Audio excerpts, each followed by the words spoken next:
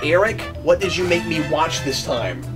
I just can't even remember. I've been like, I went through Discovery and that whole thing was just, I don't even remember anymore. What was it that you made me watch? I made you watch I can't Last even read Samurai. anymore. I don't remember how to do that. I made you watch Last Samurai. You sure did. Which stars Tom Cruise and probably the best performance he's given his entire career. I agree with that. And Ken Watanabe. Who's amazing. Yep, he's amazing.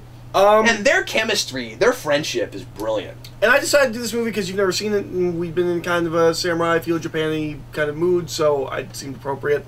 I would describe this as, like, traditional historical epic. Yeah, I buy that. It's one of those things where, like, it's not reinventing the wheel, but it's really good at what it's doing. Yeah, absolutely. I mean, I think the big thing it kind of brings to the table that I haven't necessarily seen in a lot of movies like that is that relationship, is the idea of a, because like, you know, you'll have movies about like a POW that comes to like you know, appreciate his captors much of the time in like a bad way, but in this it's like they have they have, you know, like a culture and a philosophy that he comes to appreciate, and they're not the bad guys. But I don't know that I've very often seen like the leader or someone in that culture with the POW form such a strong bond that I really buy. That's not like a romance or something. Yeah, I was gonna say, usually it's a love story. Yeah, so I like that, and I also like that there's a that he falls in love with a girl, but the story's not about that at all. It's not a romance. I mean, the romance is about those two guys, really. Yeah, yeah. I mean, that's what the movie's about. Yeah, and the exchange of cultures and the evolution of culture and trading cultures and ideas and things like that. Yeah, that's kind of what it's about. And I like that the samurai guy and his way of life is not like watered down or forced to be too westernized, so that we'll, you know, appreciate him. Like I really like the discussion about their ways are different from ours, and they have a moral code, and they have a line they won't cross, and the whole thing about you know, what respect really is versus the faux respect that you know, the Americans and that, you know, the Westerners in general are kind of giving the Japanese. I really appreciate it. Like the whole thing he has, you know, about you know, like respecting your enemies, and you come to care about them almost like they are your friends, and the whole thing about like you know it was an honor to cut off his head. You know, that's so foreign to you know, his character when he gets there, and then he comes to fully embrace them. Oh, I really like the line when they're talking about Tom Cruise's nightmares, where Ken Watanabe talks about that only happens when you regret what you did. Yeah. As far as being in war, yeah, being in battle. Yeah. Or you feel guilty about it, something like that. I will say this is certainly a. Which he does, because he does feel used a little bit. There's a slight bit of what Vince and I were talking about with Punisher earlier. Well, he's haunted by what he did in because remember, he like stays up nights screaming. Yeah, because he's been forced to murder, you know, women and children, or not even forced. Like when he does it, he just goes out because he's a soldier. Yeah, exactly. He's murdered a lot of Native Americans. Before this, he's like a real broken man. He's always drunk. And just like with the stuff Vince and I were talking about with Punisher, it's not because I mean it's not that, you know, they're there for, you know, any real good idealistic reasons that these unfortunate things are necessary for the greater good. It's just serving American interests. I will say this is a very romanticized version of Japanese culture at the time. Sure, that's fair. Historically, it's a little inaccurate, just with, like, because obviously this is a fictional story. Things like this kind of happened, but not exactly. The big... Samurai seem to be like knights, where, like, when you go back historically, knights were not chivalrous. Like, the whole Code of Knights thing is not a thing that really... Like, they wrote it down, but they didn't actually carry through with it. I think Samurai were a little bit better, but not a lot. And that was a big thing when Kurosawa started making samurai movies was it's kind of like Leone making westerns, where he's like, yeah, but they some of them were bad people. A lot of them were bad people, where they're just taking advantage. But what I like about this is, as a fiction, like forgetting what happens with the history is, I said they don't throw the culture under the bus. They don't water it down where people that are killers aren't allowed to be killers, or think that there are times where it's okay to kill someone. But it feels like it's just about that guy and the way he runs his kingdom, essentially. It's sort of like, just who is your leader, who is your king, and what philosophy does he bring to it? And being the last samurai, like, it would be pretty easy, at least within this is a fiction, to look at it as, well, maybe nobody else was ever like him until that guy. It's a like, there's a real, like, deep-seated, like, love and respect for the Japanese culture in this film. I think so too. Which I think is part of what sets it apart for me from a lot of other films of this ilk. Is I feel like they just have the deepest of appreciation for that culture. Whereas I think in a lot of other things, that I don't know. I don't want to throw anything else under the bus, but like, there's just a real love and respect for that culture in this film that I don't want to say feels authentic as much as just like, I don't know, they really respect that culture. And it's such a weird movie to put out, like, because it came out in like 2003.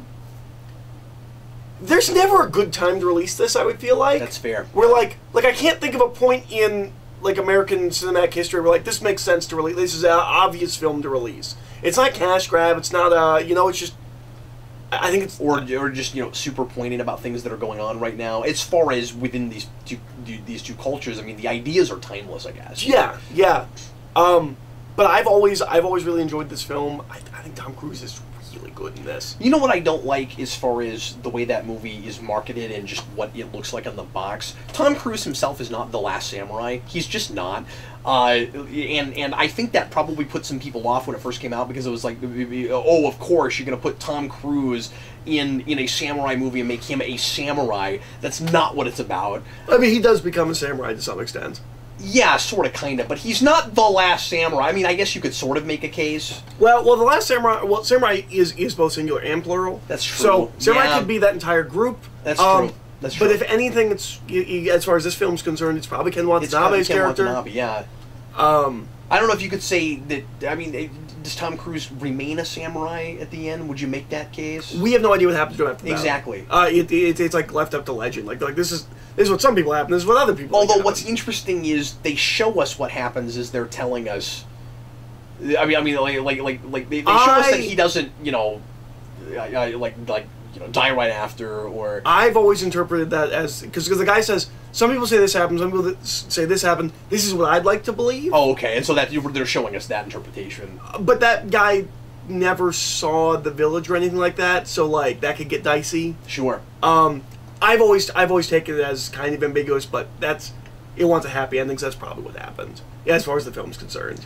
It does feel like a real broad sweeping epic. They go nuts with the battle at the end. It lasts a lot longer than I expected it to. And there's a lot of weight to it. Like, I don't feel like it's too long. Mm-hmm. Well, and it helps. It's Lord of the Rings level. Well, and it helps that it's in, like, kind of phases. It's not just one battle that keeps... It's when it's over, you know it's not like when it's over, you know it's not over. Yeah, it's almost You're like not surprised when it keeps going. It's almost like the battle itself is in like 3 acts or something. Like it keeps moving. It's not just people attacking. Yeah, and I mean, you're watching these characters, overcome like massive adversity all at once. Yeah, I mean they're dictionary definition underdogs, of course. Yeah, and then they name drop the 300 and all that. And they're not supposed. But to be at no point are they ever under the impression that they're actually going to win. That's right. The bad guys seem it's history. I don't know how many good guys, bad guys there really are. Right. But the bad guys, like, seem to think like they're crazy and they think that they're going to win. I don't think they ever think they're. I mean, they talk about 300, where he's like, what happened to the 300? He's like, well, they died the last man. Well, I like the idea that, kind of simplicity wins the day, and that we're too complacent about our, modern technology, and I like that. I like that scene toward the beginning where they give a bunch of inexperienced soldiers guns, and they try to force them to go out on the battlefield before they're anything like ready, and they've never fired a gun. And I think that's a really weighty scene. You know, when the tell this man to shoot me scene. When Tom Cruise tries to get him to that soldier to shoot him, especially when you find out later that he's had to kill women and children, and like you know how he feels about battle. I thought that was a really weighty scene. I think he has a line about something where he's... No, he does. He has a line where he says, he says, apparently it's my lot in life, I kill savages. Or he might not say savages, but something like that. It's like, this is apparently all I'm good for. And he kind of views himself that way. Up until he doesn't. Yeah, and the movie is I think it's structured really well. I think it's really good at giving you information when you need it, and not, you know, having a lot of easy exposition and dialogue, and not holding your hand too much. So when he's real bent and broken at the beginning, it's a while before we really know why he's like that. Mm-hmm. Aside from like a couple like really quick flashes and like loud noises, I think we keep getting like glimpses of like a battle, but you don't really know what it is. But you don't know totally what's happened exactly. Yeah. I feel like, I said this to you after we watched it, I feel like this movie is a movie that people don't bring up a lot, and doesn't seem to have permeated culture. People don't reference it. But it seems to be a movie that most people have seen and liked. It's one of those things that feels dime a dozen until you sit down and look at it. Mm-hmm. I guess. Or maybe it is dime a dozen, but it's just handled so well that it doesn't feel that way. But like as I was watching it, I felt like he was a really believable character arc. And there's things that I don't think should work that do, like the fact that they have the entire battle and Tom Cruise seems to be the only man left alive. Yeah. I shouldn't buy that. I 100% do. But he has to be alive because he has to cut off Ken Watanabe's head. Like that's right. That's you gotta pay that off. It's really important. And so like there's a couple of things like that where I'm like, on paper this shouldn't work, but it does in the piece. And Watanabe's just so likable. He is. He's great. He's so good in that. And with that kind of fish out of water story, it does what you want it to, which is it sucks you in and makes you want to live in that culture. Yeah, yeah. But yeah, I'm definitely feeling that one. That's one of those movies where I don't know how often I'll feel I need to go back to it. Well, I haven't watched it in years. Probably watch it at least once more. It's really bloody. I was gonna say I'd be remiss without mentioning. I was shocked at how bloody this was going back, because you asked me before we watched it, like if it was kid appropriate. I was like, yeah, I think there's some intense scenes, but like it should be fine. And then we were watching, I'm like, there's a lot of blood. I mean, it's not like Shogun Assassin, but it's PG-13, and I expected there to be almost no blood, and I was like, oh, people are bleeding when they get cut. Like some of it's kind of violent. Although I feel like it's aware of those kinds of movies. I'm not saying that it's even homaging them. It's just... I was thinking that too. Some of the blood splurts were pretty intense. Yeah, it's reserved about it, but that is in the back of their mind. It treats it with respect, which I think is how it gets away with it, and probably is able to be PG-13, is that it treats it with a weight. And it should be a little more heightened because it's not totally authentic to history. Like it does feel like a more heightened, version of it. It's not like comic book level, but it's probably smart that it doesn't feel totally realistic. Yeah, and that's exactly the best word for it. But thanks for showing it to me. Yeah. I really enjoyed that. It's just the kind of thing I thought you would. Atmosphere-wise, it really wraps you up, but it's also but it's a really well told story. Yeah, I agree. So next time I'm going to show you a violent, intense movie. Are you?